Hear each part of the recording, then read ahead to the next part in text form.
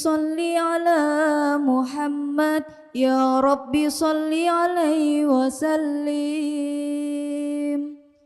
Ya Rabbi salli ala Muhammad, ya Rabbi salli alaihi wasallim.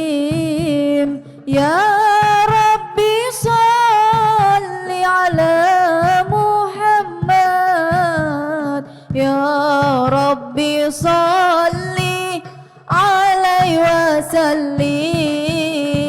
Ya Rabbi salli ala Muhammad, ya Rabbi salli alaihi wasallim.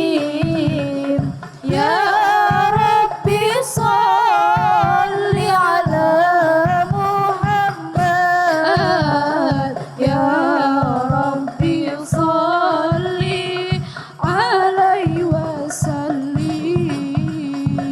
Ya Rabbi ballighul wasilah, ya Rabbi khusus bil fadilah, ya Rabbi ballighul wasilah, ya Rabbi khusus bil fadilah. Ya Rabbi salli ala Muhammad, ya Rabbi salli alaihi wasallim. Ya Rabbi salli ala Muhammad, ya Rabbi salli alaihi wasallim. Assalamualaikum warahmatullahi wabarakatuh.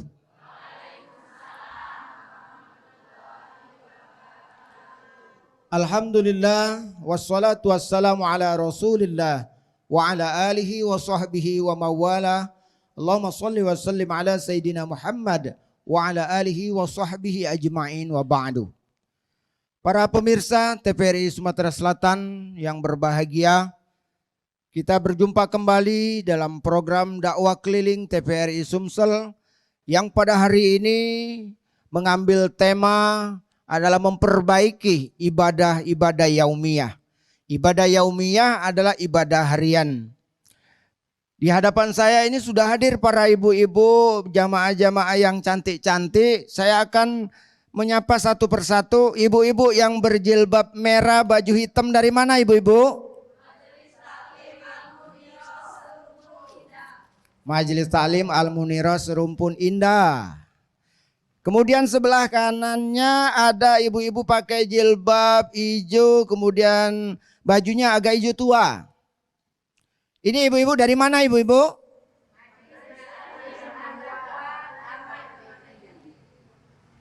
Oke, selanjutnya ibu-ibu ini yang pakai pink ini nampaknya nih.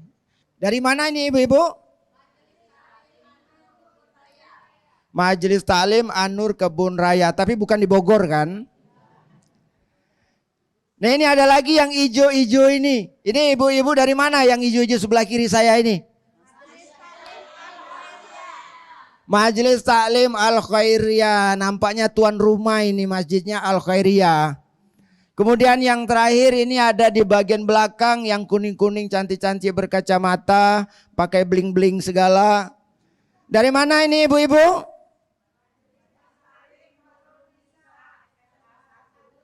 Majelis Taklim Nurun Nisa SMA 1. Baik ibu-ibu sekalian, pada kesempatan ini kita bersyukur pada Allah Subhanahu wa taala bahwa kita diberikan kesempatan bersilaturahmi, bertatap muka dalam rangka pengajian yang dilaksanakan oleh TVRI Sumatera Selatan dakwah keliling. Hari ini bertempat di Masjid Al-Khairiyah, berada di TPI yang ada di Indralaya, Kabupaten Oganilir. Bersama saya Ustadz Nur Hasan. Pada kesempatan ini kita akan membahas tentang ibadah, memperbaiki ibadah yaumiyah atau ibadah sehari-hari. Bahwa kita diberikan oleh Allah SWT kewajiban, ada namanya ibadah yaumiyah, harian, ada ibadah usbu'iyah, mingguan, bahkan juga ada ibadah tahunan. Ibadah yaumiyah adalah sholat 5 waktu. Kemudian ada ibadah usbu'iyah, mingguan atau pekanan, itu seperti hari ini sholat Jumat. Setiap hari Jumat ada sholat Jumat. Dan kemudian ada lagi ibadah yang tahunan. Ibadah tahunan itu sholat apa ibu-ibu? Sholat Id. Jadi ada yang cuma sholat sekali setahun. Itulah sholat Id. Agak lebih istimewa, dia sholatnya 2 kali. Sholat Idul Fitri, sholat Idul Adha. Nah, hari ini kita akan melihat apakah ibadah yang sehari-hari kita kerjakan sudah baik atau belum. Kalau belum baik maka kita benahi, kalau sudah baik kita lebih perbaiki dari apa yang sudah kita lakukan. Ibadah sehari-hari itu adalah ibadah sholat 5 waktu yang selalu kita kerjakan. Sholat 5 waktu ini adalah ibadah wajib yang diterima oleh Nabi kita Muhammad SAW pada peristiwa Isra wal Mi'raj. Bahwa orang muslim itu beda utamanya adalah sholat dan tidak sholat. Jadi kalau menyatakan dirinya seorang muslim tetapi tidak sholat, sesungguhnya dia tidak menunjukkan kemuslimaannya. Jadi kalau dia sholat berarti dia menegakkan kemuslimannya. Maka sholat disebut adalah tiang agama. As-sholatu imaduddin. Jadi dia disebut tiang agama karena dia menjadi pokok, menjadi hal yang dasar yang membedakan antara orang muslim dengan orang yang tidak muslim. Ibu-ibu hadirin yang dirahmati Allah SWT, termasuk juga bapak-bapak yang hadir. Ibadah sholat ini sudah rutin kita lakukan. Tapi kadangkala kita melakukannya tanpa kesadaran apakah sholat kita ini sudah benar, apakah sholat ini belum benar. Kita kadang-kadang tidak tahu. Maka oleh karena itu kita akan kaji, kita bahas dalam waktu yang singkat ini, mudah-mudahan menjadi pengingat bagi kita. Sholat itu didahului dengan bersuci. Kalau di dalam fikih namanya bab toharo. Jadi sholat yang tidak didahului oleh bersuci tidak sah. Jadi harus bersuci. Bersucinya apa? Ada 2, dari hadas besar dan hadas kecil. Kalau hadas besar kita bersuci dengan mandi wajib. Nah, mandi wajib kita harus lepas. Kalau ibu-ibu ada hal yang harus mandi wajib, misalnya setelah selesai menstruasi, kemudian wiladah melahirkan, itu harus mandi wajib. Atau setelah berhubungan suami istri juga harus mandi wajib. Kemudian baru melepaskan diri kita dari hadas kecil dengan berwudu. Maka wudu adalah syarat sah sholat. Jadi sholat tanpa wudu, sholatnya tidak sah walaupun sholatnya benar. Maka wudunya harus diperhatikan. Wudu juga harus kita perhatikan bagaimana tata cara wudu yang benar. Diawali dengan niat. Lalu kemudian memilih air yang suci lagi mensucikan. Air yang suci yang suci lagi menyucikan, ini banyak airnya. Ada air hujan, kemudian ada air sungai, ada air laut. Kemudian ada air mata air yang ada di sumur, air kolam, air salju, es yang mencair. Tapi tidak sah kalau kita menggunakan air yang mustakmal, yang terpakai. Mustakmal itu baik bekas maupun air itu sudah berubah warna, berubah dari rasa. Ibu-ibu saking merasa mewahnya, duitnya banyak, wudhu pakai air dogan misalnya. Belah kelapa, wudhu pakai air dogan. Kan beli. Atau minuman-minuman yang bermerek. Oh, nggak bisa. Apalagi kalau wudhu pakai air kopi, apa yang terjadi? Masker. Nah, itu tidak sah. Maka pilihlah air yang suci lagi mensucikan. Air itu suci Ustadz. Iya jawabannya. Tapi suci untuk diminum. Tapi tidak mensucikan untuk wudhu. Nah itu harus diperhatikan. Kedua, memperhatikan apa yang kita lakukan. Cara berwudu, berniat wudu. Niat itu di dalam hati. Ustadz, kalau aku berwudu tetapi saya tidak mengucapkan nawaitul wudu'a li raf'il hadasil asghari lillahi ta'ala, sah tidak? Jawabannya sah. Wudu itu di dalam hati niatnya itu. Jadi kadangkala kita tidak melapalkan tapi hati kita sudah berkata. Cuma untuk apa lapal dari niat itu untuk mempertegas perbuatan kita. Karena ada perbuatan yang sama tetapi tidak didasari oleh niat, maka tidak menjadi pahala. Kita tiap hari mandi ibu-ibu kan? Ibu-ibu sudah mandi belum? Sudah kan? Tapi kalau tidak ada niat, mandinya mandi bersih-bersih namanya. Tapi begitu ada niat, seperti kami bapak-bapak tadi sebelum sholat Jumat misalnya, ada niat mandi untuk sholat Jumat, maka hukumnya menjadi sunnah. Jadi niat menentukan dari hasil apa yang kita lakukan, yang kita perbuat. Jadi niat ini adalah penghulu pekerjaan kita. Innamal a'malu binniyah. Sesungguhnya amal itu tergantung dari niat. Ibu-ibu, bapak-bapak, para pemirsa yang dirahmati Allah Subhanahu wa taala, pelaksanaan kegiatan tata cara ini juga harus diperhatikan. Misalnya wudu, wajah harus terkena, batasnya mana? Atas adalah tempat tumbuh rambut, bawah dagu di sini, lewatkan dikit, kemudian kiri ini telinga. Hati-hati jangan sampai nggak kecuci. Ini harus diulang. Kenapa 3 kali? 3 kali akan menunjukkan air merata. Menyuci dengan menyapu berbeda. Jadi awalnya muka, kemudian kedua tangan.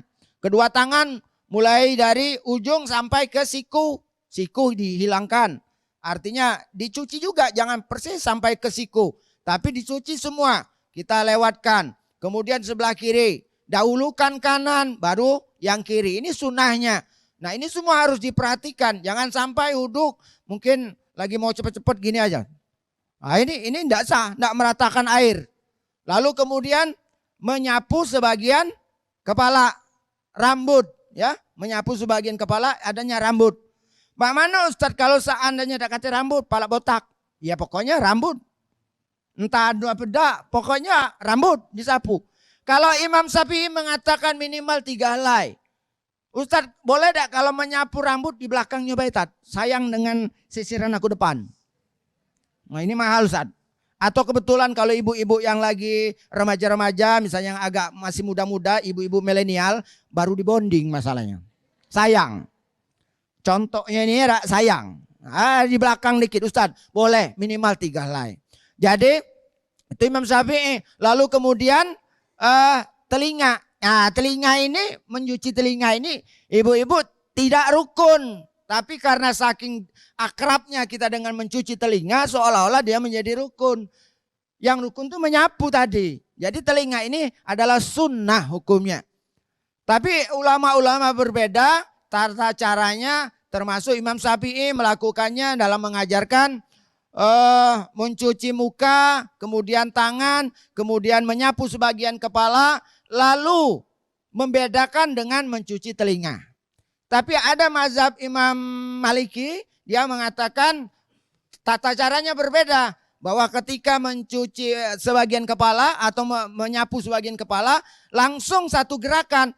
Ngambil air langsung begini, langsung begini. Jadi ibu-ibu jangan lihat, wah ini kayaknya gaya baru ini. Enggak, itu ada mazhabnya. Inilah namanya mazhab dalam ilmu fikih.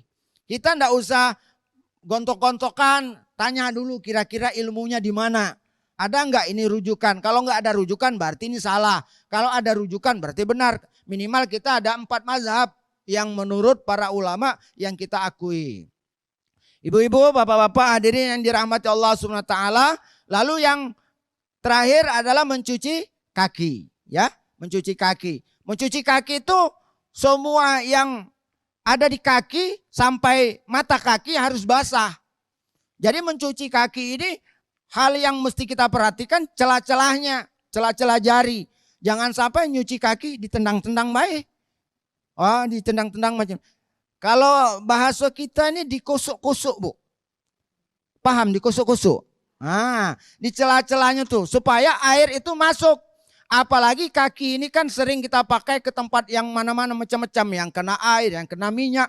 Ini mesti harus dielus supaya airnya mengalir ke tempat-tempat yang tadi menjadi tempat-tempat tersembunyi. Dan mata kaki itu batas minimal. Mata kaki itu batas minimal. Nah, inilah keabsahan syarat sah sholat. Wuduknya harus baik dan benar. Kemudian ada berapa yang perlu diperhatikan. Karena kita ini judulnya tadi memperbaiki. Kalau lagi wudhu jangan ngobrol. Makruh komyo. Kaki sambil ngodok. Oi mak mano ustaz tadi. Belagak apa tidak? Lagaknya tadi kan. Sambil wudhu itu makruh. Jadi kalau wudhu. Tidak boleh ngobrol-ngobrol apalagi dijeda dulu dengan angkat telepon. Sambung lagi. Tadi baru sampai tangan bacanya tadi katanya. Jadi wudhu lanjutan. Sifatnya tidak bisa.